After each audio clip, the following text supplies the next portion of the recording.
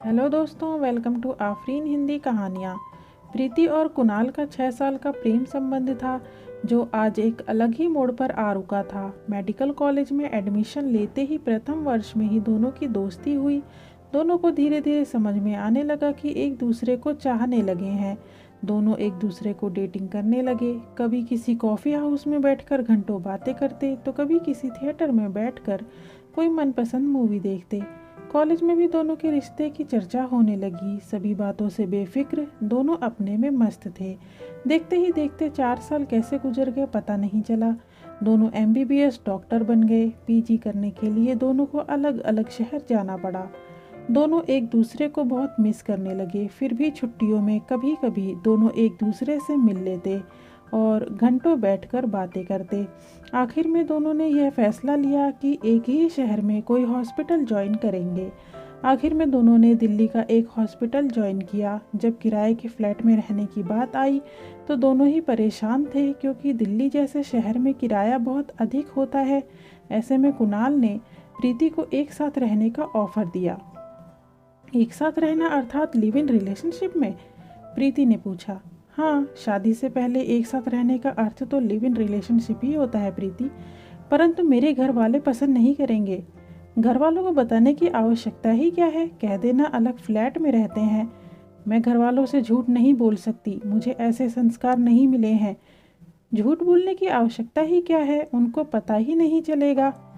कभी अगर मेरे मॉम डैड मुझसे मिलने आए तब क्या कहूँगी? तब तो पता चल जाएगा। मैं अपने मॉम डैड से झूठ नहीं बोल सकती और ना ही मेरा मन लिव इन रिलेशनशिप के लिए मान रहा है।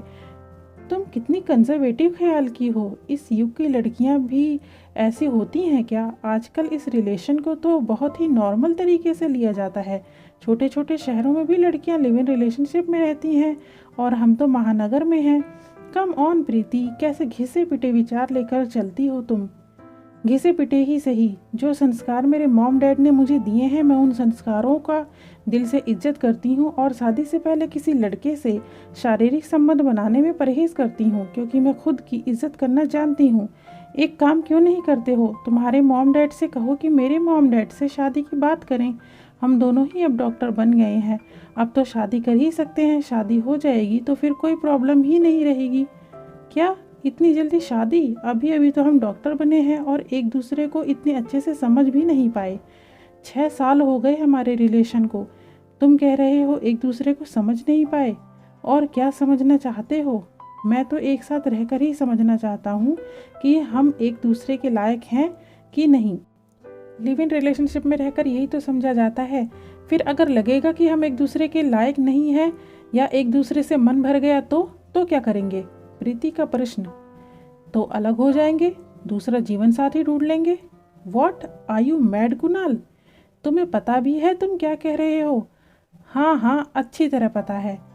तो अब तक क्या तुम मुझसे प्यार का नाटक करते रहे? बस तुम्हें समझ रहा था, परंतु अभी तक कुछ समझ में नहीं आया। तो एक साथ रहने में समझ में आ जाएगा तुम्हें। तुम ये क्यों नहीं कहते कि तुम मुझसे शारीरिक संबंध बनाना चाहते हो, इसीलिए एक साथ रहना चाहते हो, परंतु शादी नहीं करना चाहते, शादी करके जिम्मेदारी नहीं उठाना चाहते। इसे एक्सप्लॉयटेशन कहते हैं और मैं जानबूझकर खुद को एक्सप्लॉइट होते हुए नहीं देख सकती। मेरे संस्कार और मेरा एजुकेशन इस बात की इजाज़त नहीं देता। हाँ, यही समझ लो, किसी लड़की को अच्छे से जाने बिना उसकी जिम्मेदारी नहीं उठा सकता। तुम लड़के लोग हम लड़कियों को क्या समझते हो? केवल खिलौना? क्या हमारा कोई मन नहीं है, कोई भावना नहीं है? हमारा समाज इतना शिक्षित हो गया, परंतु अभी भी स्त्रियों को लेकर उनकी मानसिकता नहीं बदली। स्त्रियों को भोग्य समझना तुम जैसों की मानसिकता है। तुम अच्छे से समझ लो, मैं उन लड़कियों में से नहीं हूँ कि तुम मुझे एक्सप्लॉइट कर सको। मैं तुम्हें अपना दोस्त समझती रही, परंतु तुम तो आस्तीन के सांप निकले। तुमने अपने बुरे विचारों की जहर से मेरी भावनाओं को आहत कर दिया, खिलवाड़ किया मेरी भावनाओं से। परंतु मुझे अपनी भावनाओं पर पूरा नियंत्रण है। मॉम डैड ने मुझे बचपन से यह शिक्षा दी है। मुझे लड़की होने पर गर्व या हीन भावना नहीं है मुझ में। अच्छा हुआ ईश्वर ने मुझे लड़की बनाकर जन्म दिया, वरना तुम्हारी जैसी सोच वाला लड़का बनकर जन्म लेती तो मुझे अफसोस होता। खैर, जन्म से कोई बुरा नहीं होता, परवरिश में कोई कमी रह जाती है, तभी तुम जैसे लोग दिशाहीन भागते हैं। गुड बाय, अब मैं चलती हूँ और अपने शहर का कोई हॉस्पिटल ज्वाइन करूँगी। बहुत दृढ़ता से निर्णय लेकर प्रीति ने आगे कदम बढ़ा दिए और वह मन ही मन सोचने लगी, थैंक्स मॉम डैड, आप लोगों ने मुझे इतने अच्छे संस्कार दिए, इसके लिए दिल से आभार। काश कि सभी पेरेंट्स अपने बच्चों को, चाहे लड़का हो या लड़की, दोनों को अच्छे संस्कार देकर बड़ा करें तो ऐसी स्थिति उत्पन्न ही नहीं होगी। कुणाल प्रीति को और उसके कॉन्फिडेंस को पीछे से केवल देखता रह गया, उसे रोकने का उसमें साहस नहीं था।